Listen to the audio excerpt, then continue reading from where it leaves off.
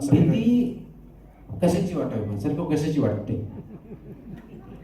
एक माणूस करतो विचार, दोन गोष्टी मला जे वाटतं, म्हणजे माझं जेवढं आपलं नाही ते संसार. एक, मृत्यूला घाबरतो की मला मरण आलं तर काय होईल, कशाचं होईल, माझ्या कुटुंबाचं काय होईल, माझ्या मुलाचं काय होईल, वगैरे वगैरे. ऑफकोर्स हे असू शकतं का असू शकतं. मला तसा कधी अनुभव आला होता का?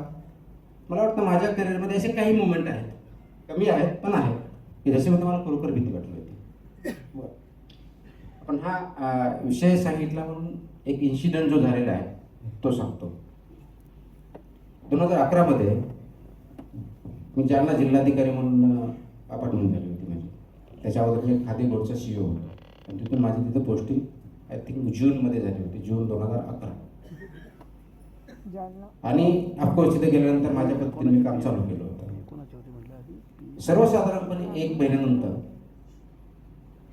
काय मला माहीत नाही इन्सिडेंट मला असेच का होता, त्याच्या बऱ्याच वेळेस उत्तर भेटत नाही.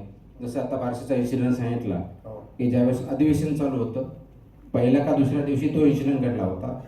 इथंही अधिवेशन पावसाळी चालू होतं जुलैमध्ये, जुलै 2011ची गोष्ट आहे.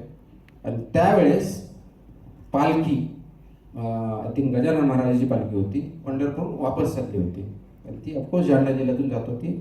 जालना जिल्ह्यातून एक अंबड म्हणून तालुका प्लेस आहे, ते क्रॉस केल्यानंतर त्या पालखी, त्या रोड होता, हायवे आहे तो, त्या हायवेमध्ये एक ट्रक आला आणि ॲक्सिडेंट झाला पालखीच्या याच्यामधून हे करताना. आणि एक आय थिंक 5 का 6 वारकरी त्याच्यामध्ये ऑन द स्पॉट एक्सपायर झाले. सर्वसाधारणपणे एक 4 वाजताची गोष्ट असेल.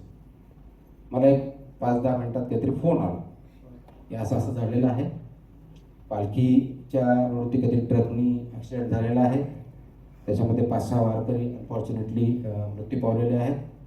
आणि आता ती पालखी आहे, ती जे वारकरी आहेत ते तिथं ठिया घालून बसलेत, रोड आलेला आहे. आणि जोपर्यंत जिल्हाधिकारी येत नाही आणि आम्हाला अशुरेशा कारवाई देत नाही तोपर्यंत आम्ही तिथून हलणार नाही, अशी परिस्थिती आहे, असा फोन मला आला.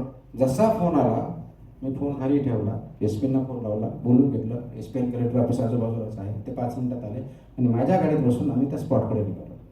तर सर्वसाधारणपणे 45 मिनिट्स म्हणजे 4ची घटना, 4:45 किंवा 4:50ला मी त्या ठिकाणी पोहोचलो.